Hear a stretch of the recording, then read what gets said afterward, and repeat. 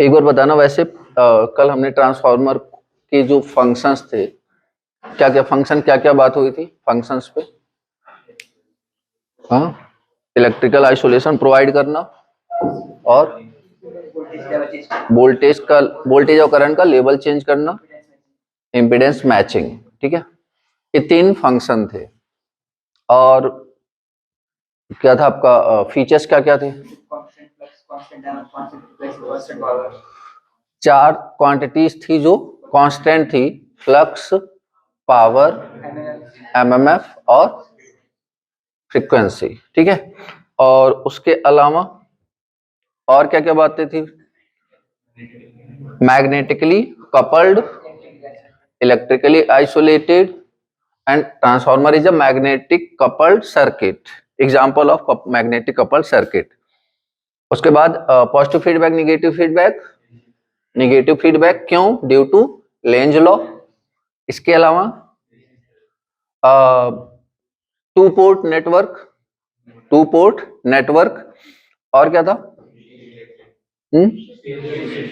हाँ, shift change, मतलब phase shift होता था कितने का? 180 डिग्री का। ठीक है, तो ये सारी कुछ बातें हुई थी जो हमने कल करी थी। इसके अलावा फिर हमने वर्किंग प्रिंसिपल पे गए, तो Faraday law of electromagnetic induction is the working principle. फिर उसमें हमने देखा था कि 3 बेसिक रिक्वायरमेंट हैं, conductor, set of conductor, magnetic field और रिलेटिव मतलब रिलेटिव वेरिएशन।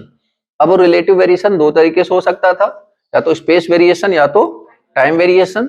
अब जो स्पेस वेरिएशन था उसको हमने, उसके थ्रू जो ईएमएफ इंड्यूस हुआ उसको हमने क्या बोला था? Dynamically induced EMF. और जो टाइम वेरिएशन हुआ था उसको क्या बोला था? Statically induced EMF. तो स्टैटिकली इंड्यूस्ड ईएमएफ कहां पे होता है? ट्रांसफार्मर में। और डायनेमिकली इंड्यूस्ड ईएमएफ जनरेटर में। ठीक है, अब जो डायनेमिकली इंड्यूस्ड ईएमएफ था उसका हमने एक्सप्रेशन डेराइव किया था, क्या था वो? BL-V sin theta, yes no.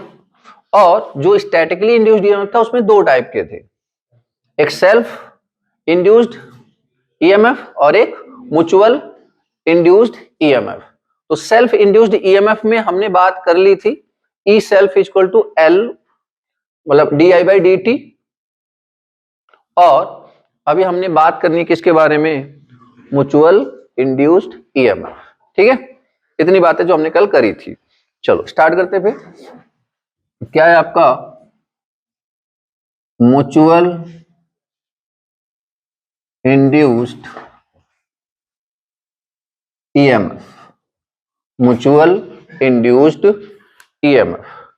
ठीक है, ओके। तो mutual induced EMF is a type of statically induced EMF, yes no. Mutual induced EMF is a type of what? Statically induced EMF. Define करेंगे।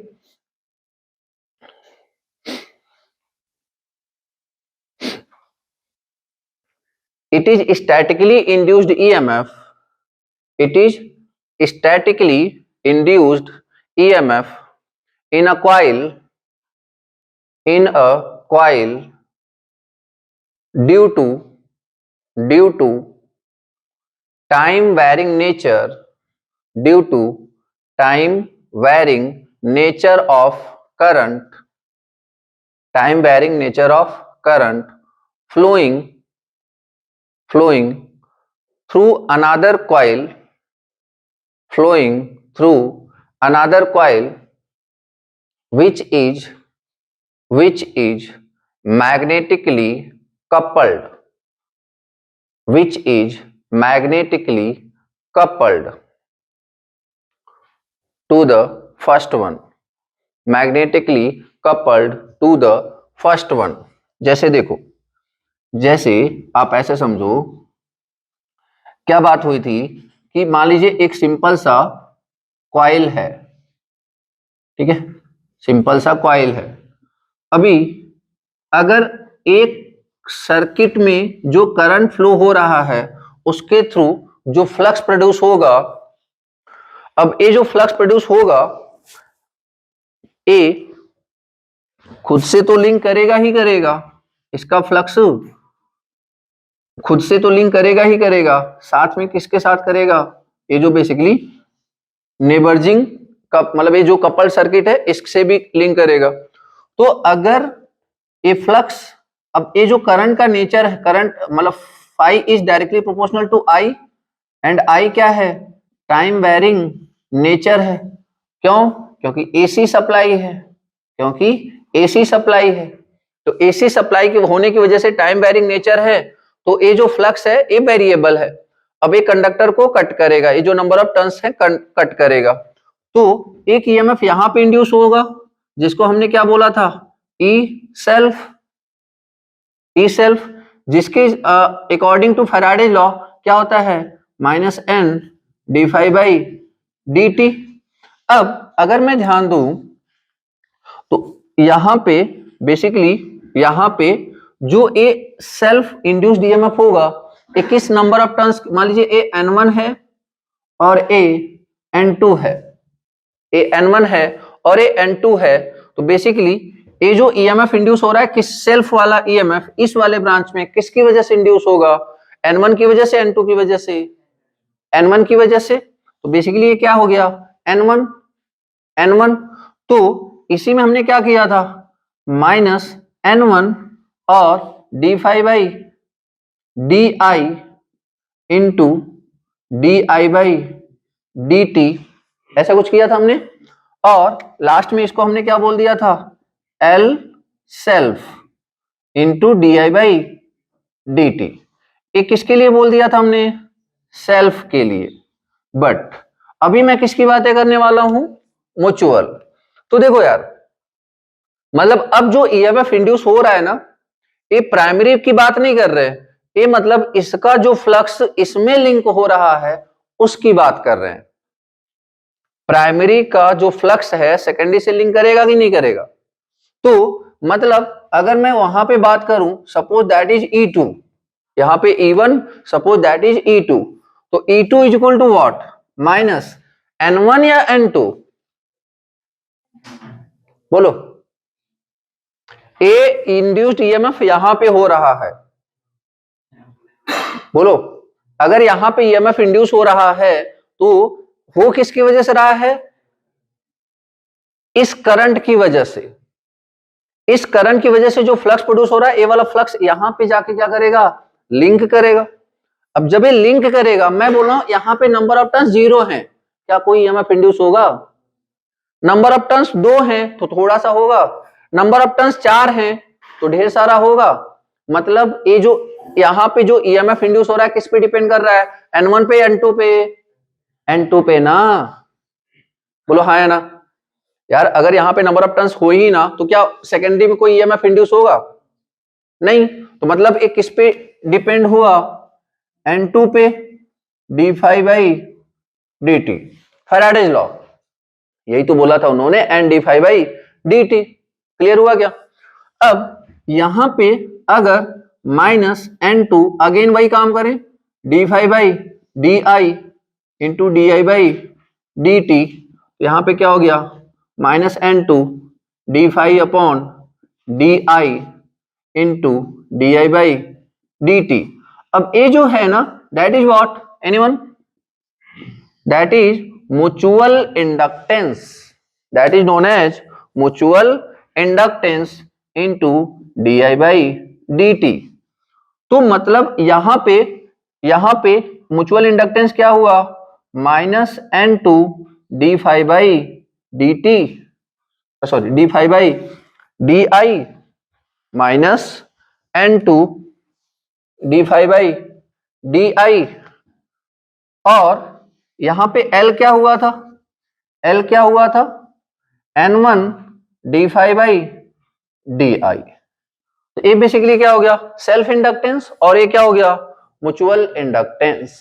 Clear है क्या बात, ठीक है। तो डन, तो M equal to N2 d phi by d I. mutual inductance between coils. M is what? Mutual inductance between coils. Done यार? एक बार पूरा इसको कंक्लूड करते हैं. देखो ऐसे समझो, अगर बात करें स्टैटिकली इंड्यूस्ड ईएमएफ की तो उसमें दो हमें देखने को मिला. क्या क्या? सेल्फ इंड्यूस्ड ईएमएफ और दूसरा क्या मिला आपको? Mutual induced EMF. ठीक है, सेल्फ इंड्यूस्ड ईएमएफ और म्यूचुअल इंड्यूस्ड ईएमएफ. तो यहां पे जब हमने बात करी सेल्फ की तो बोलिए जरा क्या आया था? Minus N1 d5 by d T, minus N1 d5 by d T.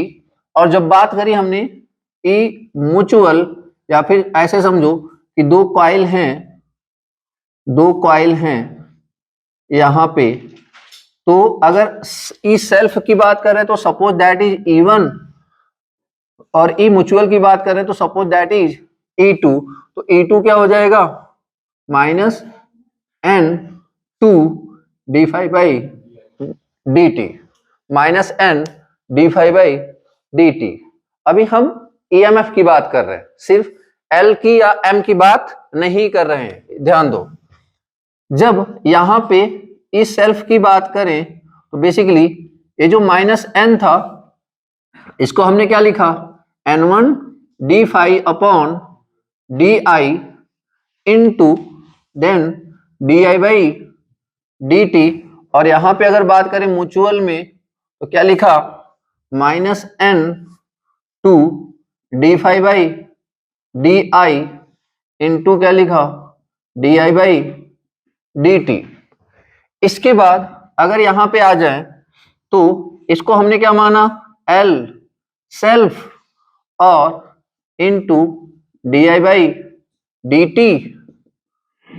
और अगर यहां पे आ जाए तो E2 is equal to what? Simply minus mutual inductance that is capital M. तो M is equal to what? N2 d5 by di into di by dt. Clear है क्या बात? मतलब यहां से ये चीजें हमें देखने को मिली. बाकी L is equal to N1 d5 by di, M is equal to N2 d5 by di. Clear है यार? ठीक है, सिंपल. अब ये जो माइनस साइन था बेसिकली किसको बता रहा था? लेंज लॉ को. मतलब लेंज लॉ. अब लेंज लॉ को यहां पे देखो दो मैसेज निकलता है, बहुत ध्यान से समझना. लेंज लॉ का यहां पे दो मैसेज निकलता है. क्या क्या? कि लेंज लॉ बेसिकली क्या है? लेंज लॉ का सिंपल सा क्या है कि effect oppose the cause. Effect oppose the cause. What is the effect? Effect is induced EMF. Effect is induced EMF. And what is the cause? Change in flux and change in current. Change in flux and change in current. आई बात समझ में? Simple. तो basically यहां पे अब इसीलिए देखो, मतलब ए साइन, यहां भी लेंज लॉ है, यहां भी माइनस साइन लगाया है, यहां भी माइनस साइन लगाया है. क्यों लगाया है? क्योंकि मुझे बेसिकली ये दिखाना है कि जो इंड्यूस्ड ईएमएफ हो रहा है वो बेसिकली वो मेन सोर्स का अपोज कर रहा है. कल स्प्रिंग वाली बात हुई थी हमारी, ठीक है? तो उसी मैनर में जस्ट ए. बट जब भी न्यूमेरिकल आएगा वहां पे अगर हमारे सिर्फ मैग्नीट्यूड से मतलब है तो हम वहां पे साइन को कंसीडर नहीं करेंगे. ठीक है ना? हमें सिर्फ मैग्नीट्यूड से मतलब होता है नॉर्मली मैक्सिमम. जब कोई एक्स्ट्रा ग्राफिकल क्वेश्चन होते हैं वहां पे हम माइनस को कंसीडर करेंगे, देखेंगे कैसे. क्या इतनी बात हमें क्लियर है? ठीक है, इस पे न्यूमेरिकल करें. न्यूमेरिकल यहां से भी बनते हैं, देखो अभी. तो ए लेंज लॉ, अभी इसी तरह ए भी क्या है? Lenz law. ए भी ए क्या है? Lenz law. ठीक है, तो सिंपल लेंज लॉ क्या है? इफेक्ट क्या है? सेल्फ मतलब इंड्यूस्ड ईएमएफ. कॉज क्या है? Change in flux, not flux. याद रखना, इफेक्ट क्या है? Induced EMF. चेंज सोर्स क्या है? चेंज इन करंट, ठीक है, या फिर कॉज क्या है? Change in current. क्लियर है बात यहां तक?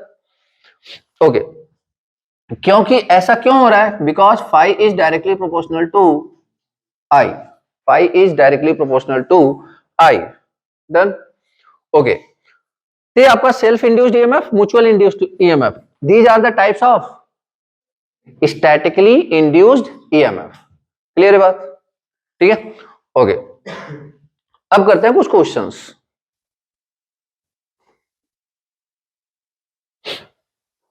जैसे मान लीजिए अगर एक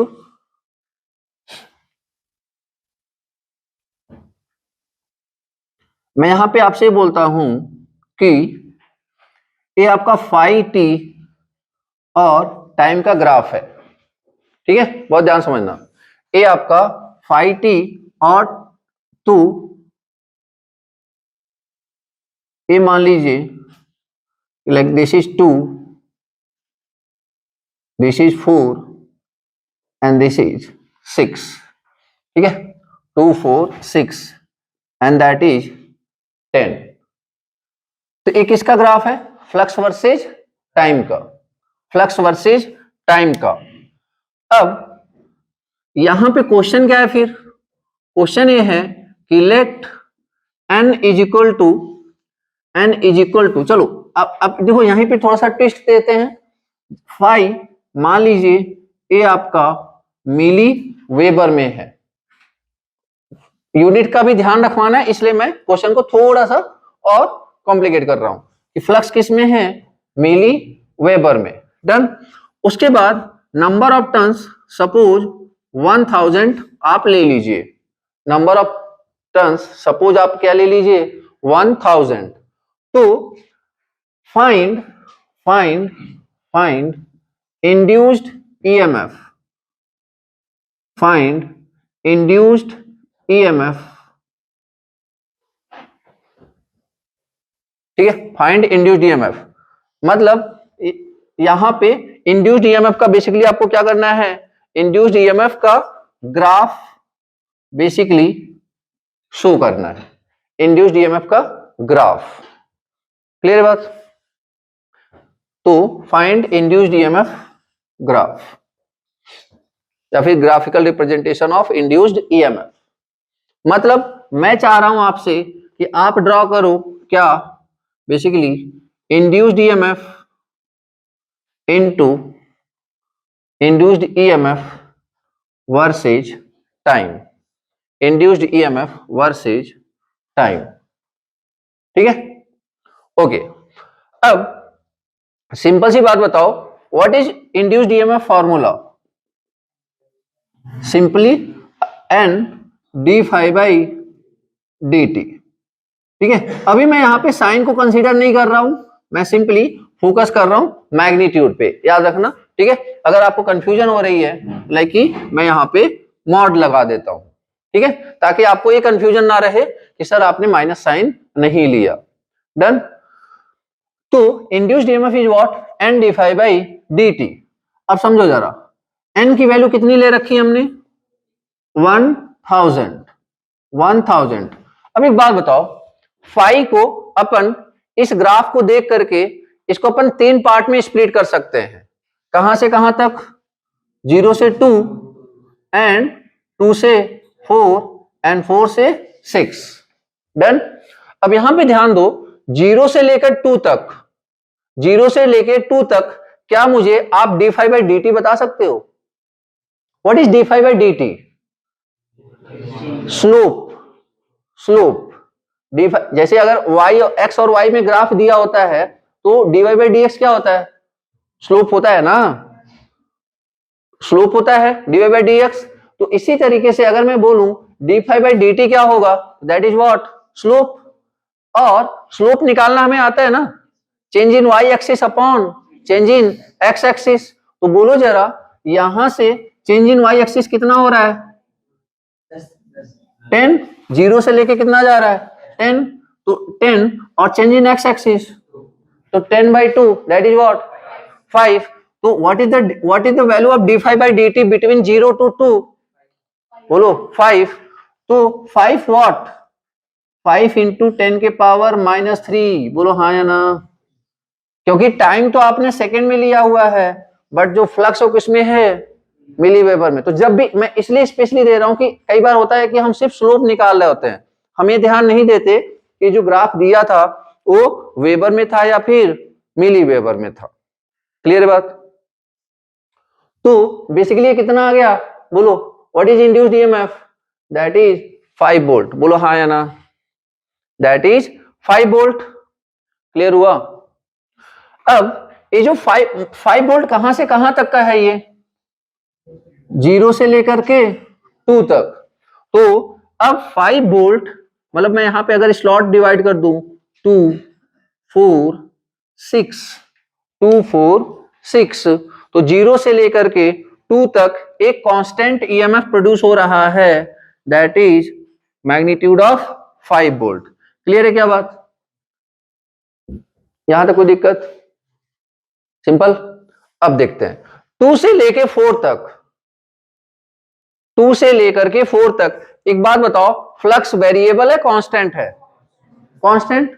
और कांस्टेंट टर्म का जो मैग्नीट्यूड होता है दैट इज व्हाट, मतलब कांस्टेंट टर्म का जो डिफरेंशिएशन होता है दैट इज व्हाट, 0। जो कांस्टेंट टर्म है मतलब d5/dt की वैल्यू क्या हो जाएगी, 0। तो मतलब अगर मैं सेकंड, ये चलो फर्स्ट स्लॉट हो गया, सेकंड स्लॉट में बात करूं तो what is the induced EMF, that is n d5/dt। तो जब फ्लक्स में चेंज ही नहीं हो रहा है, या फिर आप ऐसे समझो कि ये जो स्लोप है क्या है, what is the slope, change in y axis, y axis में चेंज कितना हो रहा है, 0 ना, upon change in x axis. चलो चेंज इन एक्स एक्सिस तो 2 से 4 हो जा रहा है, 4 - 2, but change in y axis is what, 0। तो स्लोप भी क्या आया, 0 ना। तो d5/dt की वैल्यू क्या होगी, 0। मतलब इंड्यूस्ड ईएमएफ की वैल्यू क्या होगी, इंड्यूस्ड ईएमएफ की वैल्यू 0। क्लियर हुई क्या बात? मतलब 2 से लेकर के 4 तक मैग्नीट्यूड कितना है, 0। क्लियर हुआ यार? बोलो हाँ या ना। 2 से 4 तक मैग्नीट्यूड कितना है, 0। यहां तक बात क्लियर है? अब 0 है तो लाइक नंबर ऑफ टर्न्स हमें कोई लेना देना है ही नहीं, 1000 इंटू 0 क्या फर्क पड़ता है, 0 ही आएगा।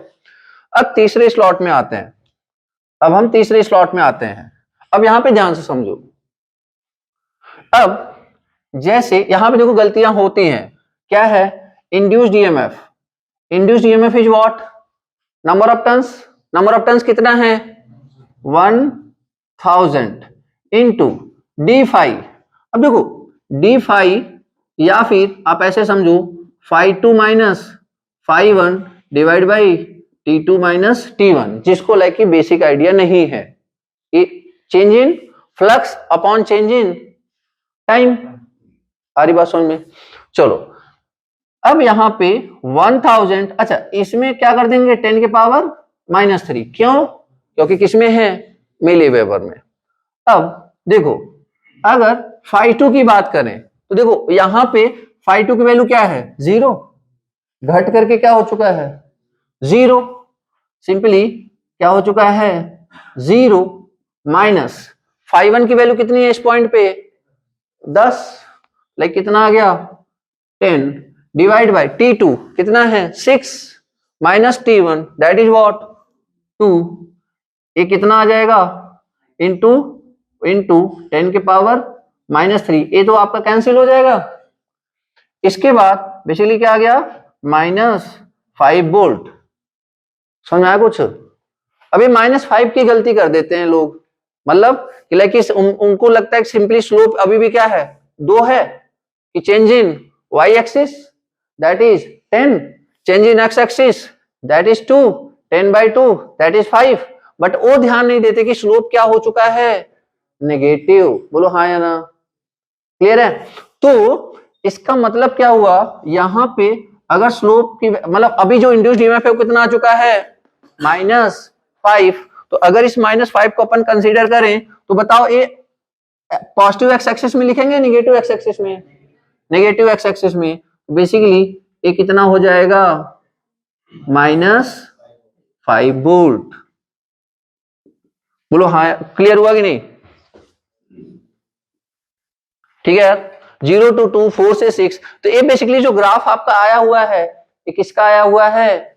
इंड्यूस्ड ईएमएफ का। क्लियर है? इंड्यूस्ड ईएमएफ का। तो ये फ्लक्स का ग्राफ है और ये इंड्यूस्ड ईएमएफ का है। अब सपोज किसी ने बोला कि सर साइन कंसीडर कर दो। अगर आप साइन कंसीडर करना चाहते हो तो ठीक है, कोई बात नहीं। जब +5 आएगा तो आंसर कितना हो जाएगा? -5। उसको मैं डॉटेड लाइन में कर देता हूं। तो उस केस में बेसिकली आंसर कैसा हो जाएगा? जब प्लस आएगा तो -5 और इसमें तो 0 रहेगा ही रहेगा, और जब -5 आएगा तो बेसिकली किस में आ जाएगा? +5। ये बेसिकली जब आप लेंज लॉ को कंसीडर करोगे तो कौन सा आएगा? Red one. और अगर आप लेंज लॉ को कंसीडर नहीं करोगे बेसिकली आपको कौन सा ग्राफ कंसीडर करना है? Black one. क्लियर हुआ? ठीक है। अब वो डिपेंड करता है क्वेश्चन के पैटर्न पे, ठीक है ना। ऐसा टेंशन मत लो, इसकी कंफ्यूजन नहीं होगी कि लाइक ये दोनों देंगे। जब भी अगर वो पूछना चाहते हैं या तो मैग्नीट्यूड पूछना चाहते हैं या तो साइन के साथ पूछना चाहते हैं, उसके लिए आप टेंशन मत लो, ठीक है। क्लियर हुई बात? किसी पॉइंट पे डाउट है? टी मतलब चेंज होता है, डी मतलब चेंज होता है। लाइक आप ऐसे समझो कि डेल्टा, ये जब लिख दिया ना तो लाइक चेंज हो, लिख लिया आपने। देखो इसका मतलब होता है जैसे चाहे आप dt लिखो, चाहे आप डेल टी लिखो, या फिर t2 माइनस t1 लिखो, तीनों का मतलब एक ही होता है, याद रखना, ठीक है। ये बहुत ही स्मॉल स्केल पे आता है और ये नॉर्मल, और ये तो आप लाइक ऐसे समझो आप, ये आप यही चीज ये आप पढ़ते हो लाइक 3rd या 4th क्लास में, और ये आप पढ़ते हो 8 और 9th में, और यही जब 10 और 12th में जाते हो तो बेसिकली ये हो जाता है dt। स्टेप वाइज बस ऐसे ही बढ़ता चला गया है, वही चीज लाइक सब्ट्रैक्शन। आ रही बात समझ में?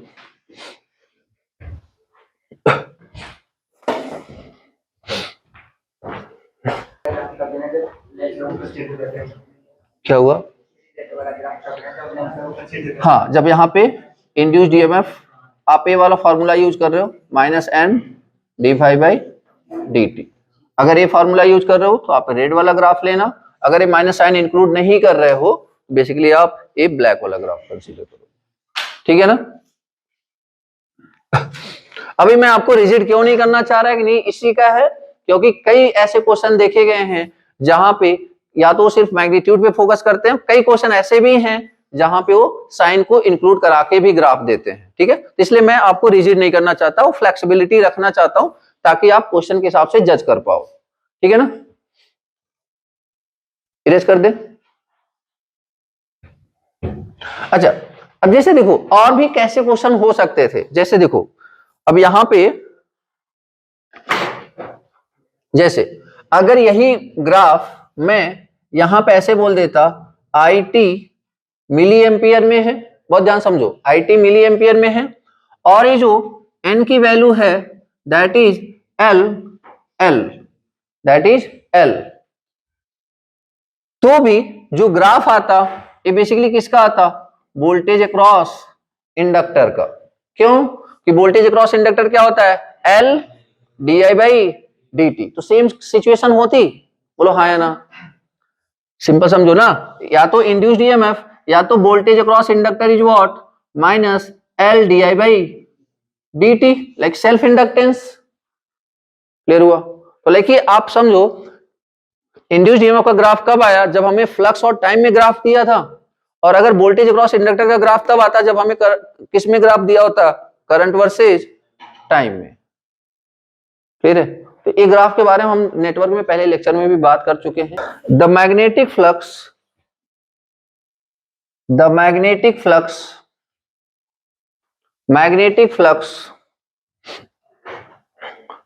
Through a coil,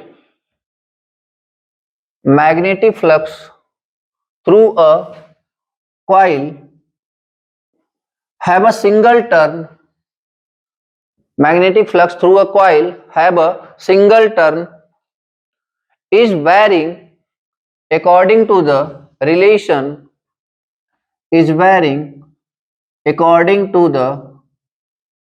relation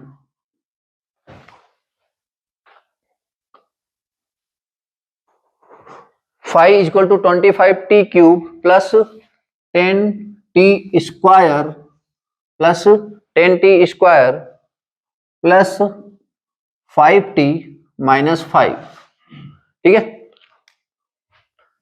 that is Weber, that is Weber. Done. Determine या फिर फाइंड इम्पीडेंस, फाइंड इम्पीडेंस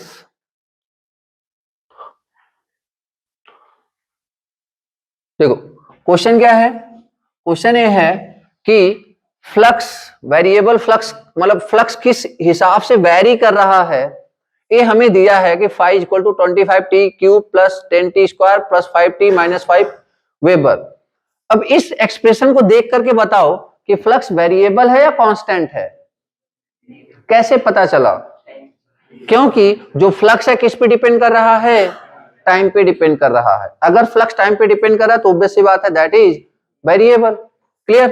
तो फ्लक्स ए दिया है कि फ्लक्स इज वेरिएबल. क्वेश्चन क्या है कि find z of the coil if, find z of the, z मतलब impedance, find impedance of the coil if the induced current, if the induced current, if the induced current in the coil is 10 ampere, induced current in the coil is 10 ampere at t is equal to 1 second. Find impedance if induced current in the coil is 10 ampere at t is equal to 1 second, at t is equal to 1 second. Clear होगी बात? ठीक है, चलो कोशिश करो थोड़ा.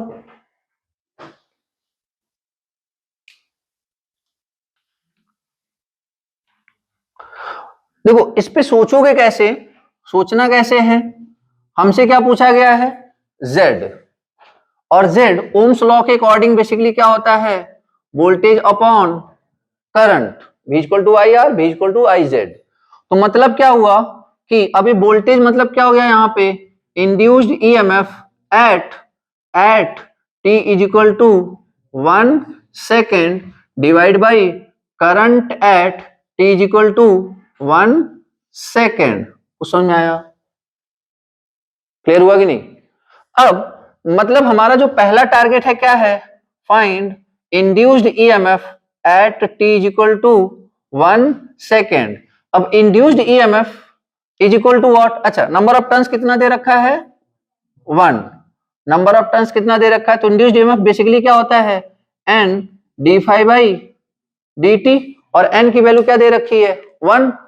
n की value दे रखी है 1 इनटू, अब d फाई बाई dt. अब इसका पूरा डिफरेंशिएशन करो, बेसिकली 25t क्यूब कितना हो जाएगा, 75t square plus 20t plus 5, और यहां पे इसका क्या हो जाएगा 0.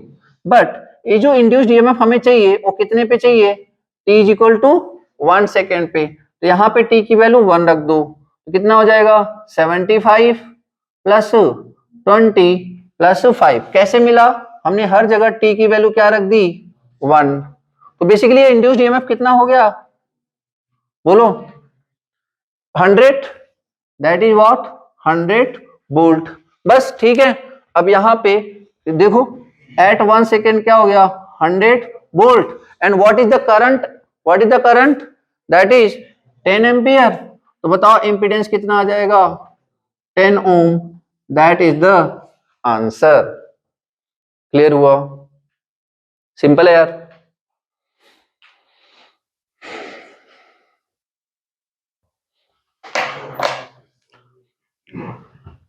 ओम्स लॉ से सिर्फ 2 रूल यहाँ पे यूज हुए, एक ओम्स लॉ और एक फैराडेज लॉ. यस या नो? दो ही चीजें हैं, फैराडेज लॉ भी आता है n/dt और ओम्स लॉ भी आता है, like v equal to I R पढ़ते हो तो z equal to v upon I. तो v अपॉन आई तो पहले, अब करंट कब दिया था, t इक्वल टू 1 सेकेंड पे करंट दिया था, तो t इक्वल टू 1 सेकेंड पे हमें वोल्टेज चाहिए। अब t equal to 1 second voltage के लिए हमें क्या चाहिए, induced EMF, that is what, n/dt। तो अब n की वैल्यू 1 दे रखी है, क्वेश्चन में दिया हुआ है नंबर ऑफ टर्न्स इज 1, तो d/dt is what, that is 1 into, अब इसका डिफरेंशिएशन कीजिए तो 25t³ तो 3 यहां से मल्टीप्लाई हो जाएगा, 3 इंटू 25 और t की पावर एक कम हो जाएगा तो like 75t² plus 2 20 into t plus 5। अब यहाँ पे t की वैल्यू 1 रखेंगे तो हमारा आ गया 100 वोल्ट।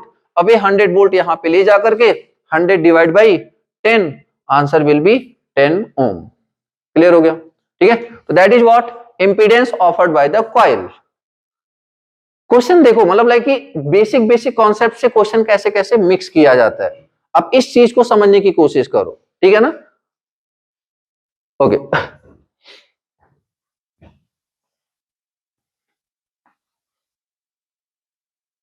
तो ये दो तीन को, मतलब इन्हीं दो क्वेश्चन से काफी कुछ सीखा हमने तो बेसिकली, और बाकी क्वेश्चन अपन टेस्ट के थ्रू कर लेंगे जब ये टॉपिक कंप्लीट होगा। मैंने बोला है कि आपका रेगुलर बेसिस पे अब टॉपिक वाइज टेस्ट होते रहेगा, ठीक है।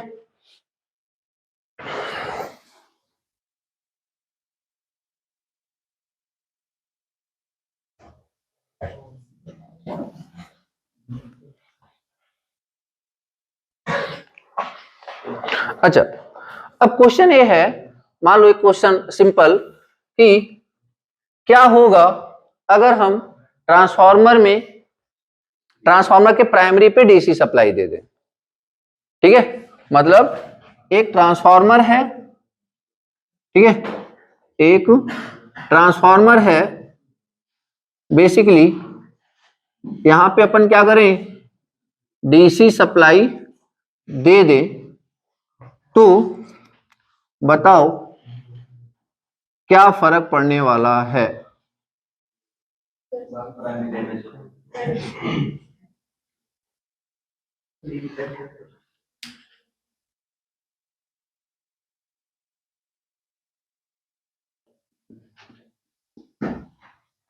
ओके, तो क्या होगा अगर हम इस पे क्या दे दें, डीसी सप्लाई, या फिर ऐसे लिख सकते हैं क्या, ट्रांसफार्मर विथ डीसी सप्लाई।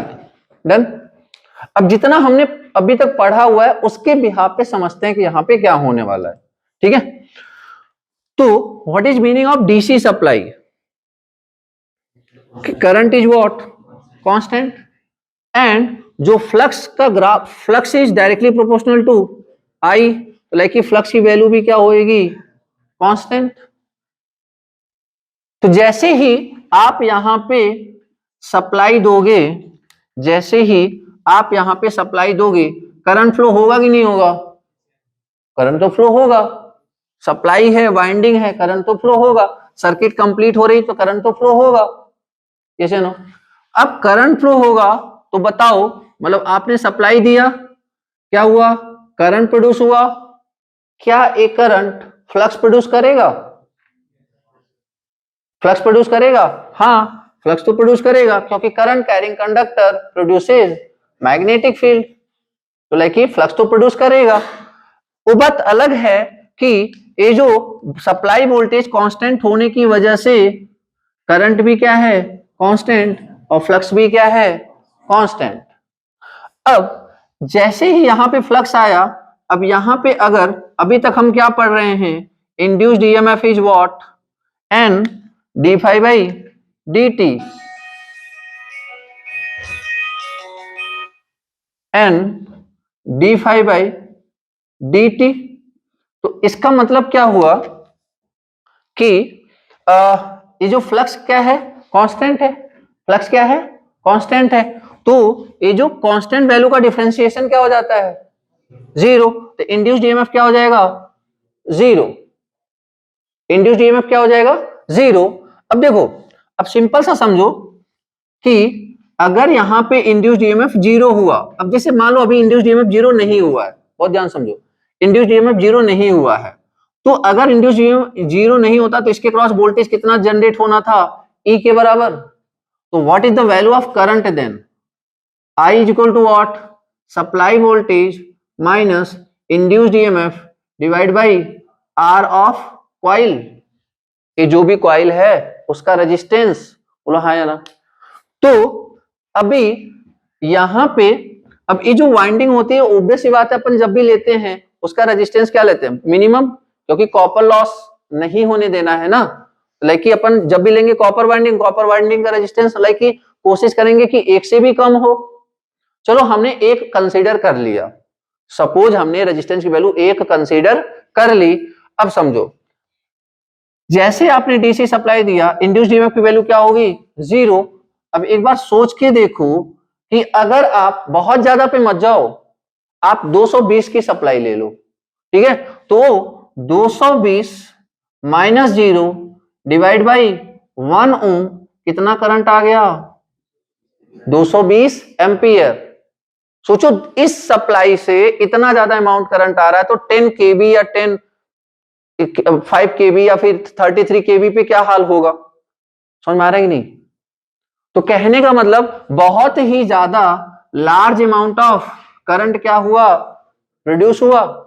और एक current, this much amount of current अगर इस प्राइमरी वाइंडिंग में फ्लो होएगा यार, वो तो डैमेज होगा ना, क्योंकि वो जब भी डिजाइन होता है तो एक रेटेड करंट के लिए डिजाइन होता है, लाइक 10 एम्पियर 5 एम्पियर जो भी है। बट इतना ज्यादा अमाउंट ऑफ करंट फ्लो होगा तो ये बेसिकली क्या हो जाएगा, जल जाएगा, यस या नो। अच्छा चलो, मतलब लाइक कि प्राइमरी पे बहुत ज्यादा अमाउंट ऑफ मतलब करंट फ्लो होगा और ये जल सकता है। What about secondary, what about secondary, उधर क्या हो रहा है। एक बात बताओ, इसने फ्लक्स प्रोड्यूस किया होगा, फ्लक्स प्रोड्यूस किया होगा, और ये जो फ्लक्स प्रोड्यूस हुआ होगा एक कोर उसको क्या करेगा, लो रिलक्टेंस पाथ देगा, लो रिलक्टेंस पाथ देगा। और जो लो रिलक्टेंस पाथ यहां पे मतलब यहां पे फ्लक्स आ तो जाएगा, बोलो हाँ या ना। बट यहां पे फ्लक्स आ तो जाएगा, बट क्या वो फ्लक्स वेरिएबल नेचर का है क्या, वो तो क्या है, कांस्टेंट है। और अगर फ्लक्स कांस्टेंट है तो क्या यहां पे कोई सेकेंडरी पे ईएमएफ इंड्यूस होगा क्या, नहीं होगा। तो जब सेकेंडरी पे ईएमएफ इंड्यूस नहीं होगा तो क्या इसमें कोई करंट फ्लो होगा, नहीं होगा। मतलब प्राइमरी वाइंडिंग में तो करंट फ्लो होगा, क्यों, क्योंकि सप्लाई की वजह से। बट प्राइमरी पे ईएमएफ इंड्यूस नहीं होगा, फ्लक्स तो ट्रांसफार्मर में स्टेब्लिश हो जाएगा, बट यहां पे सेकेंडरी में ईएमएफ इंड्यूस नहीं होगा, क्योंकि जो फ्लक्स स्टेब्लिश हुआ है दैट इज नॉट वेरिएबल, समझ में आया नहीं, दैट इज कांस्टेंट। तो यहां पे ईएमएफ इंड्यूस नहीं होने वाला है। क्लियर हुई बात, ठीक है। तो ये समझ में आ गया सबको, क्या क्या इफेक्ट हो सकता है उसको कंक्लूड करें, ठीक है। एक बार इसको बना लो,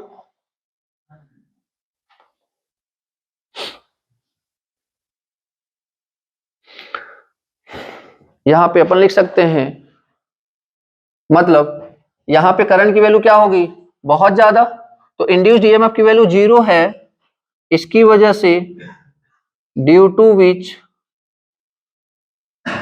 अ large amount of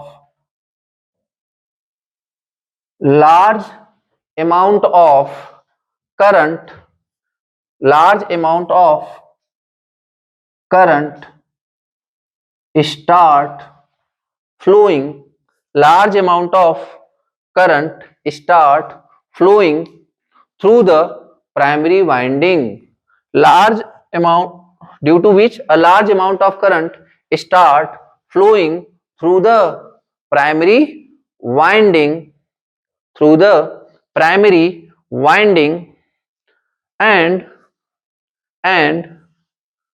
that much current, that much current may damage, that much current may damage the winding, damage the winding due to excessive heat, due to excessive heat, क्योंकि इतना ज्यादा करंट फ्लो होगा तो heat भी तो produce करेगा ना, तो ड्यू टू एक्सेसिव। डन। तो बेसिकली ये सारी बातें अभी हमने किसके बिहाफ पे करी, हमारा टॉपिक क्या चल रहा था, working principle of transformer, working principle of transformer, उसमें सारी बातें अपन कर रहे थे। अब अपन स्टार्ट करते हैं क्या, कंस्ट्रक्शन ऑफ ट्रांसफार्मर, ठीक है। और याद रखना जितने अच्छे से कंस्ट्रक्शन समझोगे उतने ही अच्छे से आपको पूरी ट्रांसफार्मर, सिर्फ ट्रांसफार्मर ही नहीं, कोई भी मशीन हो, अगर आपको कंस्ट्रक्शन अच्छे से समझ में आएगा तभी आपको उस पूरे मशीन में इंटरेस्ट आएगा बेसिकली। और बिना इंटरेस्ट के फिर वही है, चीजें अब तक रटते आए हो फिर आगे भी रटना पड़ेगा, ठीक है।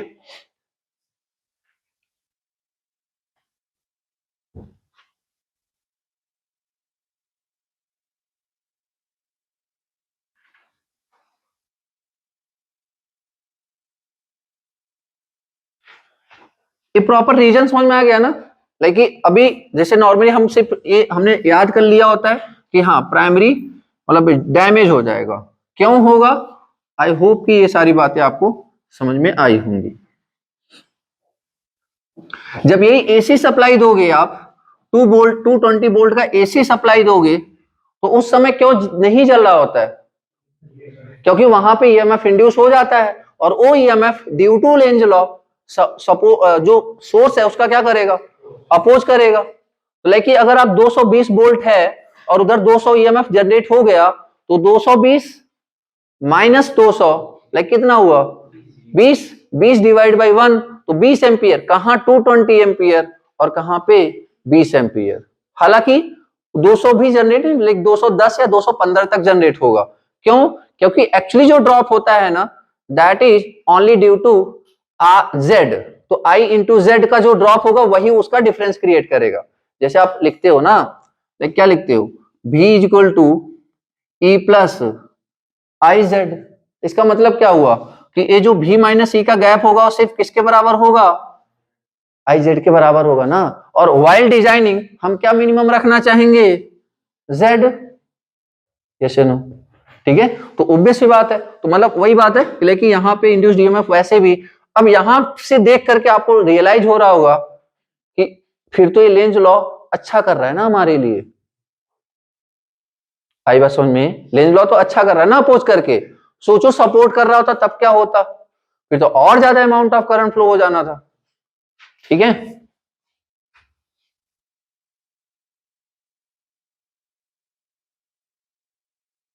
खैर, तो अब बात करते हैं अपन कंस्ट्रक्शन पे, कंस्ट्रक्शन ऑफ ट्रांसफॉर्मर।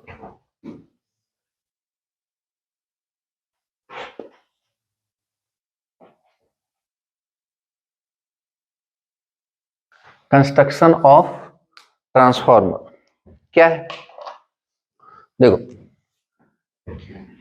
अगर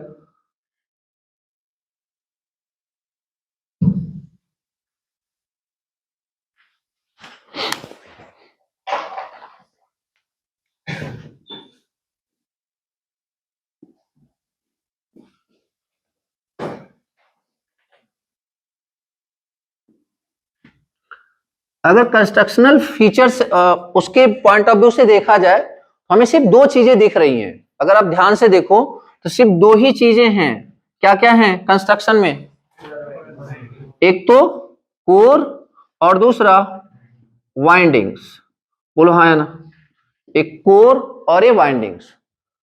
अब इसी स्पेशली अभी वाइंडिंग तो लेकिन बहुत छोटे में सिमट जाता है, क्यों, क्योंकि कॉपर वाइंडिंग, कॉपर का यूज करते हैं तो उसमें सिर्फ एक ही लॉस होता है, that is what, I square R loss, तो ये बहुत छोटे में सिमट जाता है। बट ये जो कोर है ये बहुत बेसिकली, इसमें बहुत सारे प्रॉब्लम्स आने वाले हैं, वो सारी चीजें अपन देखते हैं, ठीक है।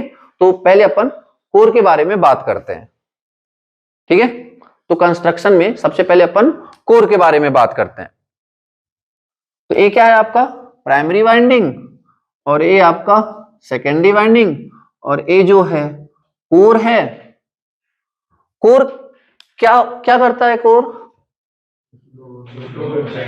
फ्लक्स को लो रिलक्टेंस हाई परमेबिलिटी वाला पाथ प्रोवाइड कर रहा होता है, ठीक है ना। परमेबिलिटी जिसकी क्या होनी चाहिए, हाई, ठीक है। चलो एक एक करके देखते हैं। तो हमारा पहला फोकस किस पे होगा, ट्रांसफार्मर कोर पे, ट्रांसफार्मर कोर पे, ट्रांसफार्मर कोर, ओके। अब जैसे ही ट्रांसफार्मर कोर की बात आती है तो सबसे पहले हमारे दिमाग में ये आता है कि ए बनता किसका है, ठीक है, ए बनता किसका है। तो याद रखना दो मटेरियल होते हैं। जैसे देखो सबसे पहले हमारे दिमाग में आता है कि हमें एक ऐसा मटेरियल चाहिए, हमें एक ऐसा मटेरियल चाहिए जो कि मैग्नेटिक फ्लक्स को इजीली मतलब फ्लो कराए। तो लाइक कि मतलब मुझे क्या चाहिए, कंडक्टिंग मटेरियल या मैग्नेटिक मटेरियल, ऑब्वियस सी बात है मैग्नेटिक मटेरियल। कंडक्टिंग मटेरियल तो इलेक्ट्रिकल करंट को इजीली पास कराता है ना, हमें इलेक्ट्रिक करंट को पास कराना है, इलेक्ट्रिक फ्लक्स को पास कराना है, इलेक्ट्रिक फ्लक्स को पास कराना है। तो बेसिकली हमें कोर के लिए कौन सा मटेरियल चाहिए, मैग्नेटिक मटेरियल। अब दूसरा क्वेश्चन कि मैग्नेटिक मटेरियल तो बहुत सारे हैं, तो अब मैग्नेटिक मटेरियल में अब दोनों चीजें देखेंगे, अच्छा भी होना चाहिए, सस्ता भी होना चाहिए, लाइक दोनों ऑप्टिमाइजेशन। तो इस पर्सपेक्टिव पे हमें जो मिला दैट इज व्हाट, स्टील। हमें जो मिला that is steel. Steel is a basically what, purified form of iron. बोलो हाँ या ना, सिंपली आयरन। अब स्टील में कुछ आने लगी प्रॉब्लम, क्या कि अभी हम बात करेंगे, इसमें होता है एडी करंट लॉस, इसमें होता है एडी करंट लॉस। तो एडी करंट लॉस को मिनिमाइज करने के दो तरीके होते हैं, एक तो सिलिकॉन ऐड करते हैं और दूसरा लेमिनेशन करते हैं। तो पहली जो प्रायोरिटी थी, हमने थोड़ा सा लॉस एडी करंट को मिनिमाइज किया, कैसे, बाय एडिंग सिलिकॉन। तो अब उस स्टील को हमने स्टील के बजाय क्या बोलना स्टार्ट कर दिया, सिलिकॉन स्टील, सिलिकॉन स्टील। अब ये जो सिलिकॉन स्टील था, इसमें जो हमें चाहिए था high permeability material, high permeability material, but इसने कुछ ऐसी सिचुएशन मतलब कुछ रिलेटिवली उस मतलब हम क्या चाहते हैं कि जल्दी जल्दी मैग्नेटाइज या डीमैग्नेटाइज हो जाए। मतलब एक तरीके से आप ऐसे समझो, कोई मटेरियल ज्यादा अच्छा मैग्नेटिक मटेरियल तब होता है जब वो एक डायरेक्शन में अलाइन होता है, जब वो एक डायरेक्शन में अलाइन होता है along the edges, along the edges। नहीं समझ में आया, जैसे मैं बोलूं, जैसे मैंने मैग्नेटाइजेशन को अपन ने क्लास में किससे रिलेट किया था, डिसिप्लिन से। तो मैं अगर मान लो चेयर है, मैं चाह रहा हूं कि सब लोग इधर देखो, तो इसका मतलब क्या है, अगर आप सारे के सारे अलाइन हो जाओ, बट या तो राइट हैंड साइड में या तो लेफ्ट हैंड साइड में या तो बैक साइड में, तो क्या ये अच्छा डिसिप्लिन हुआ क्या? लाइक इसे तो मैं बहुत अच्छा मैग्नेटिक मटेरियल नहीं बोलूंगा ना, लाइक कैसे भी अलाइन हो जाए। आप बोलोगे सारे अलाइन तो हो गए हैं, अगर मैं सिर्फ अलाइन बोलूं तो आप बोलोगे कि मतलब सारे के सारे लोग चेयर लेके पीछे घूम जाओ, तो लाइक वो तो डिसिप्लिन नहीं हुआ, मतलब वो basically that is not the perfect material. अब इस चीज को मैं घटा सकता हूं। एक सिचुएशन सोचो, मैं सारी चेयर को इसी डायरेक्शन में करके नीचे से फिक्स करा दूं, जाम करा दूं, आप चाह के भी पीछे मुड़ पाओगे क्या? यही होता है कुर्सी लेके, खुद नहीं। तो लाइक ऐसे सिचुएशन में इसको क्या बोलते हैं, ग्रेन ओरिएंटेशन। कर दिया ना मैंने। अब आप मतलब आप ना चाहते हुए भी आपका अलाइनमेंट इधर ही रहने वाला है, इसको क्या बोलते हैं, ग्रेन ओरिएंटेशन। मतलब ओरिएंटेशन मैंने फिक्स कर दी ना, तो मतलब यहां पे एक प्रोसेस करेंगे अपन जिसको बोलते हैं कोल्ड रोल्ड ग्रेन ओरिएंटेड मतलब उसमें मैंने क्या किया, मैंने जो डोमेन्स थे ना, उनकी जो डायरेक्शन थी, उनकी जो अलाइनमेंट थी, along द एजेस कर दिया, along द एजेस। एजेस मतलब लाइक आप ऐसे समझो कि एक पूरा मटेरियल है, ये आप भी along द एजेस ही तो हो। अगर आप ऐसे थोड़े से टिल्ट होके जाओ, इधर देखो, लाइक आप along द एजेस नहीं हो, along द एजेस तो ये है ना। तो जो अलाइनमेंट चाहिए मुझे कहां चाहिए, along द एजेस। तो उसी के लिए एक प्रोसेस करते हैं जिसको बोलते हैं कोल्ड रोल्ड और कोल्ड रोल्ड ग्रेन ओरिएंटेड। मतलब क्या हुआ, इसी का अपडेटेड वर्जन जिसमें हम थोड़ा सा प्रोसेस करेंगे, फाइनली जाकर के हम कौन सा मटेरियल यूज करने वाले हैं, CR0। समझ में आया कुछ? लाइक ये पूरा आपका क्या है प्रोसेस कि CR0 तक हम पहुंचे कैसे। मतलब क्या सिलिकॉन स्टील हमारे लिए अच्छा नहीं था लाइक बट उसमें हमें जो अलाइनमेंट मिल रहा था, जो देखो जितना ज्यादा फिक्स अलाइनमेंट उतना ज्यादा अच्छा मैग्नेटिक बिहेवियर। तो फिक्स अलाइनमेंट वाला सीन नहीं हो रहा था, हमने क्या किया, एजेस के लॉन्ग इसका क्या कर दिया अलाइनमेंट। इससे क्या हुआ, हमें एक बहुत ही अच्छे फॉर्म में मैग्नेटिक मटेरियल, मतलब एक ऐसा मटेरियल मिला फाइनली जो कि बहुत ही अच्छा क्या शो कर रहा है, मैग्नेटिक बिहेवियर। मतलब बहुत ही लो रिलक्टेंस ऑफर कर रहा है या फिर बहुत ही ज्यादा हाई परमिबिलिटी ऑफर कर रहा है। क्लियर हुई बात? लेकिन स्टार्ट कहां से हुआ था, magnetic material, then steel, eddy current को घटाने के लिए सिलिकॉन स्टील, फिर उससे भी उस मटेरियल से और अच्छा आउटपुट लाने के लिए। मतलब लेकिन मुझे पता है कि आप डिसिप्लिन्ड हो, सारे इधर देखोगे, बट दो चार लोगों की वजह से, वो जो दो चार लोग बेसिकली इधर उधर बैठ सकते हैं, एक दूसरे से बातचीत कर सकते हैं, उनको भी रोकने के लिए, मतलब कुर्सी घुमा सकते हैं, उनको भी रोकने के लिए मैंने क्या कर दी, चेयर फिक्स करा दिया, हो गया। अब वो चाह मतलब लाइक एटलीस्ट कुर्सी से तो नहीं, मतलब उसको तो रोटेट नहीं कर सकते ना, चेयर तो रोटेट नहीं कर सकते, लाइक एक और अच्छा सा वो बन जाएगा उनके ना चाहते हुए भी। क्लियर हुआ? तो यही क्या हो गया, CR0। मतलब ये क्या है, ये कोई मटेरियल नहीं है, ये क्या है, सिलिकॉन स्टील का ही अपडेटेड वर्जन है, जिसमें हम उसके ग्रेन को, उसके डोमेन्स को क्या कर देते हैं, ओरिएंट कर देते हैं along द एजेस। क्लियर हुआ? ओके तो लिखते हैं जरा।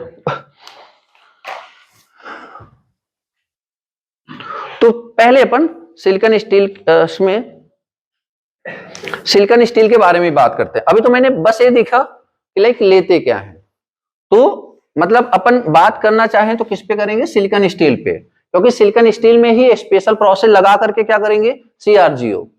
चलो वो तो लास्ट स्टेप है, बट उसके पहले अपन लिए क्या है, मटेरियल क्या है, सिलिकॉन स्टील। मतलब स्टील में क्या मिलाया हुआ है, सिलिकॉन। ठीक है ना? क्यों, क्या होता है इससे, वो सारी बातें डिटेल में अभी करेंगे। ठीक है, अभी तो बस इतना याद रखो कि एडी करंट क्या होता है, एडी करंट लॉस क्या होता है, कम होता है। ठीक है,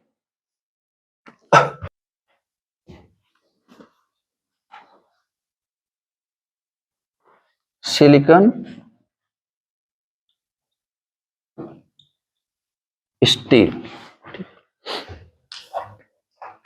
तो सबसे पहले सिलिकॉन स्टील के बारे में बात करें तो सबसे पहला, सिलिकॉन स्टील बेसिकली किसका बना होता है, silicon steel is what, that is ferromagnetic material. पहला point, silicon steel is what, made up of ferromagnetic material. Silicon steel is made up of ferromagnetic material. What is ferromagnetic material, that is best magnetic material.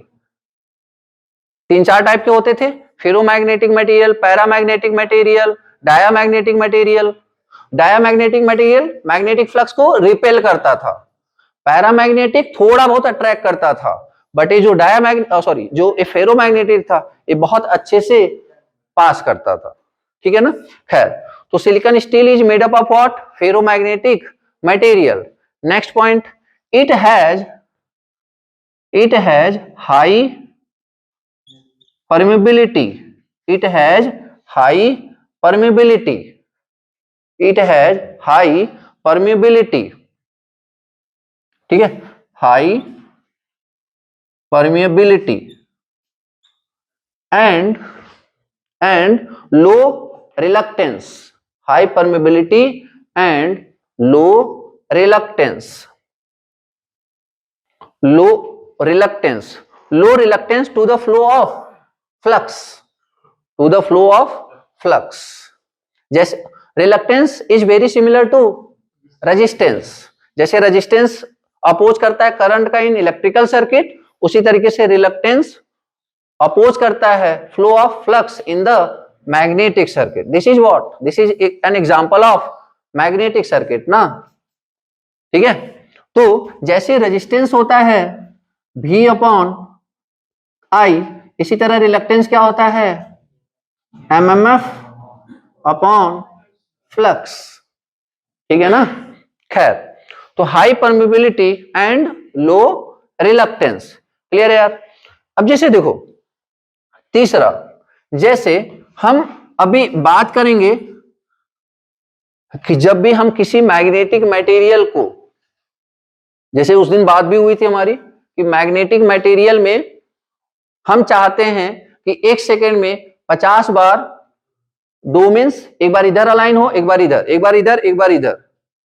But कुछ domains opposite direction में वैसे ही रह जाते हैं, वैसे ही align रह जाते हैं. तो उनको बेसिकली वापस लाने के लिए हमें क्या करना पड़ता है, एक्स्ट्रा फोर्सेज लगाने पड़ते हैं. और वो जो एक्स्ट्रा फोर्सेज लगाने पड़ते हैं उसी को हमने क्या बोलते हैं, हिस्टैरिसीस लॉस. समझो नहीं, लेकिन 4 डोमेन्स इधर हम चाहते हैं कि 4 डोमेन, जब मैं इधर सब पॉजिटिव हाफ साइकिल में मैं चाहता हूं सारे डोमेन्स इधर रह जाएं, और नेगेटिव हाफ साइकिल में मैं चाहता हूं तुरंत की तुरंत सारे डोमेन्स इधर आ जाएं.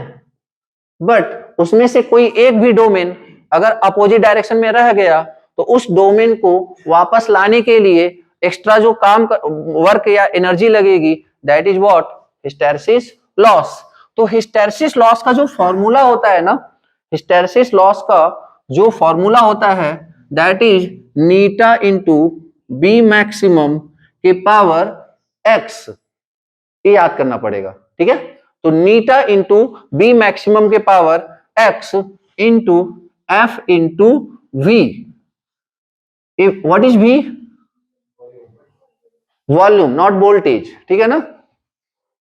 तो अब इसका मैं यहां पे क्यों लिखवा रहा हूं, हालांकि मुझे बात करनी है हिस्टैरिसीस लॉसेज में बहुत डिटेल में, बट स्टिल मैं इसलिए लिखवा रहा हूं क्योंकि आप ये बताओ, ये जो एक्सप्रेशन है, ये वैल्यू आप किसी मटेरियल के लिए ज्यादा चाहोगे या कम चाहोगे? हाँ, अरे यार ये क्या है, हिस्टैरिसीस लॉस. तो लॉस तो अपन क्या करना चाहेंगे, मिनिमाइज ना. तो अब ये तो चलो वॉल्यूम, ये क्या है फ्रीक्वेंसी, और ये मान लीजिए कोफिशिएंट. अब यहां पे एक बात समझो, मतलब क्या मैं ये बोल सकता हूं कि PH is directly proportional to X? बोलो हाँ या ना. अगर एक्स की वैल्यू जितनी ज्यादा होगी लॉस उतना ज्यादा होगा. लाइक कि बी एक्स के पावर 2, बी एक्स के पावर 3, बी एक्स के पावर 4.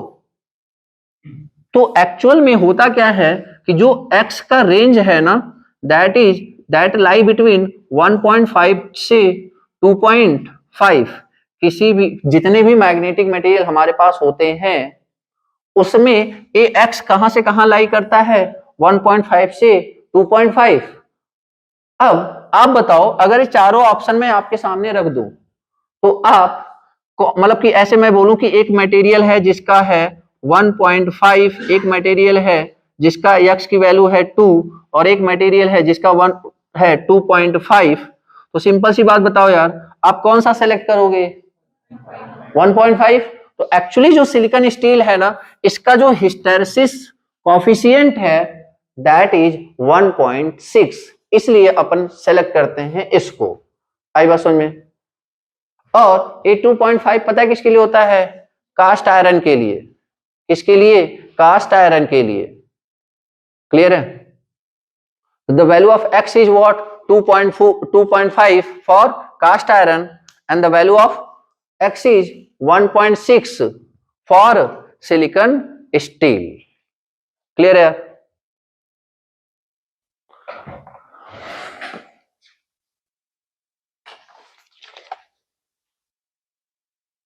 तो मतलब क्या हुआ, कंक्लूजन क्या निकला कि silicon steel silicon steel has low hysteresis loss. क्यों? Because the value of X is 1.6। ठीक है, लिख लो ये line. Silicon steel has low hysteresis loss.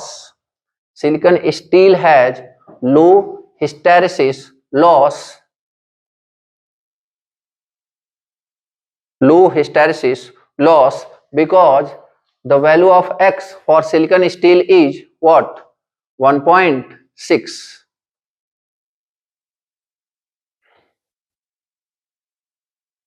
Done? ये पॉइंट क्लियर है हमें? ओके, थर्ड पॉइंट क्या? अब देखो, अब ये सिलिकॉन ही मेनली जो फेरोमैग्नेटिक मटेरियल है that is silicon only, sorry steel only, that is steel only. अब क्वेश्चन ये बनता है कि हम इसको यहाँ पे क्यों मिला रहे हैं, और अगर मिला रहे हैं तो इसका कंट्रीब्यूशन कितना है? तो इसका कंट्रीब्यूशन है ओनली मैक्सिमम 5%, मतलब 95% कौन है? स्टील, 5% कौन है? सिलिकॉन। आई बात समझ में? तो ऐसा क्यों हो रहा है? 5% से क्या हो जा रहा है वो समझने की कोशिश करते हैं। तो देखो यार, जब हम स्टील में अपन क्या करते हैं? सिलिकॉन ऐड करते हैं ना, सिलिकॉन ऐड करते हैं, तो इससे पता है क्या होता है? उसकी जो कंडक्टिविटी है वो क्या हो जाती है? डिक्रीज। सर हम तो कंडक्टिविटी इंक्रीज करना चाहते थे। कंडक्टिविटी इंक्रीज करना चाहते हो क्या? कंडक्टिविटी इंक्रीज नहीं करना चाहते?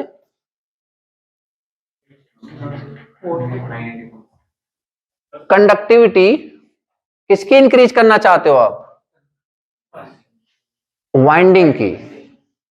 बट यहां पे मैं किसकी बात कर रहा हूं? करंट किसके थ्रू फ्लो कराना है? वाइंडिंग से या कोर से? वाइंडिंग से ना। तो इस कोर में अगर करंट फ्लो होगा तो ये तो हमारे लिए दिक्कत वाली बात है ना, क्योंकि लगा हुआ है इंसुलेशन, और इंसुलेशन जब करंट फ्लो होने लगेगा तो इंसुलेशन को क्या कर देगा? वो डैमेज।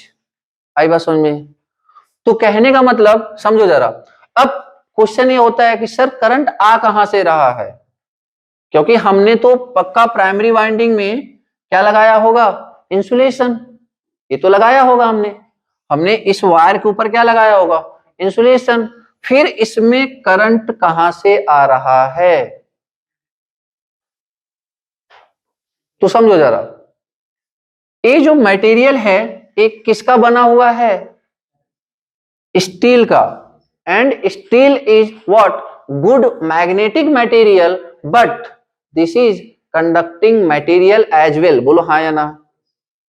तो कंडक्टिंग मटेरियल तो है, तो सर हमने तो यहां पे इंसुलेट किया हुआ है, कंडक्टिंग मटेरियल होने से क्या फायदा है? इंसुलेट आपने तो किया हुआ है, दैट इज ओके, मतलब ए वाला करंट तो इसमें फ्लो नहीं होगा, तभी तो इसे इलेक्ट्रिकल आइसोलेटेड बोलते हैं ना। तो ए करंट तो उसमें फ्लो नहीं होगा, दैट इज ओके। बट जो यहाँ पे फ्लक्स प्रोड्यूस होगा, ये जो फ्लक्स है, फ्लक्स का नेचर क्या है? स्टेशनरी या वेरिएबल? वेरिएबल। अभी जो फ्लक्स है, एक बात बताओ, when any conducting material, what is conducting material? That steel, that core is a conducting material. When conducting material is placed in variable magnetic field, variable magnetic field कहां से आया? Variable current की वजह से। तो when conducting material is placed in a variable magnetic field, क्या होगा? एक ईएमएफ इंड्यूस होगा अकॉर्डिंग टू फैराडेज लॉ। अब अगर ईएमएफ इंड्यूस हुआ तो बेसिकली क्या होगा? अब वो करंट फ्लो होना चाहेगा, अब वो पाथ ढूंढेगा। अभी कोई वायर तो है नहीं, अभी कोई वायर तो है नहीं, तो जब ये वायर नहीं है, क्या है? एक सॉलिड मटेरियल है, ये सॉलिड मटेरियल है, समझ रहे हो? तो इसमें क्या होता है कि ईएमएफ इंड्यूस हो रहा है, तो अगर ईएमएफ इंड्यूस होगा तो बेसिकली क्या चाहेगा? एक करंट फ्लो होना चाहेगा, और करंट जो फ्लो होना चाहता है उसकी टेंडेंसी क्या होती है? To follow the least resistance path. अब लीस्ट रेजिस्टेंस उसको किस शेप में मिलेगा? तो दैट इज सर्कुलर।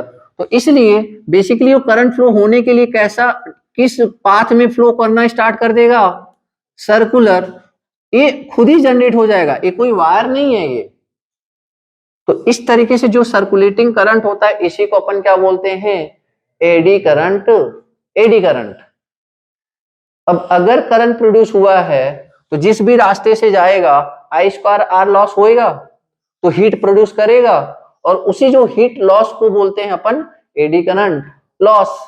तो सारी, अगर एक बात समझो, प्रॉब्लम स्टार्ट कहां से हुई, इस मटेरियल के कंडक्टिंग होने की वजह से, बोलो हाँ या ना। अगर ये मटेरियल कंडक्टिंग ना होता तो यहाँ पे ईएमएफ इंड्यूस होना ही नहीं था। तो अब इसकी कंडक्टिविटी क्या करनी चाहिए, घटा देनी चाहिए। कैसे घटाएंगे, with the help of silicon. Add कर दो, कंडक्टिविटी क्या हो जाएगी, कम हो जाएगी, समझा। तो इससे क्या होगा, तो इस क्या लिखा हमने, लिखो about 5% of silicon, about 5% of silicon is added, about 5% of silicon is added to the silicon steel, to the silicon steel, so that conducting, sorry, so that conductivity of the material decreases, so that conductivity of the material decreases। और अगर conductivity decrease होगा, conductivity decrease होगा, तो इसकी वजह से जो eddy current होगा वो क्या होगा, बोलो, जो एडी करंट होगा वो भी क्या होगा, कम ना। एडी करंट क्या होगा, कम। अच्छा, एक बात दिमाग में ये आ सकती है कि सर, कि अगर हम कंडक्टिविटी को क्या कर रहे हैं, घटा रहे हैं, तो रेजिस्टिविटी क्या हो रहा होगा, बढ़ रहा होगा। तो रेजिस्टेंस क्या हो रहा होगा, रेजिस्टेंस क्या हो रहा होगा, बढ़ रहा होगा। रेजिस्टेंस क्या हो रहा होगा, बढ़ रहा होगा। और जो एडी करंट लॉस होता है, what is eddy current loss, अगर सिंपल देखें तो eddy current loss is what, I eddy का होल स्क्वायर इनटू आर ना। ए आर किसका है, ए आर कौन सा आर है, that is resistance of this path, not winding, याद रखना, that is resistance of this path. आई बात समझ में। तो अब समझो जरा, अगर मैं यहां पे बताऊं एडी करंट की बात कर रहा हूं, तो देखो, अब जैसे अब आपके दिमाग में क्या चलेगा कि सर कंडक्टिविटी बढ़ाया, रेजिस्टिविटी घटी, तो रेजिस्टेंस बढ़ा, रेजिस्टेंस बढ़ा, तो एडी करंट लॉस क्या होना चाहिए, बढ़ना चाहिए। अब ये भी दिमाग में आ सकता है कि सर रेजिस्टेंस बढ़ा रहे हो तो एडी करंट लॉस भी क्या करेगा, बढ़ेगा। बट यहां पे देखो, आप ये बताओ, जो आई एडी है that is directly proportional to conductivity, तो बेसिकली क्या हो जाएगा, कंडक्टिविटी का स्क्वायर, और ए क्या हो जाएगा, इनवर्सली प्रोपोर्शनल टू कंडक्टिविटी। क्योंकि अगर यहां पे देखो ना, resistance is inversely proportional to conductivity, तो एक कंडक्टिविटी अगर एक कंडक्टिविटी से कट भी गया तो again eddy current loss is directly proportional to conductivity.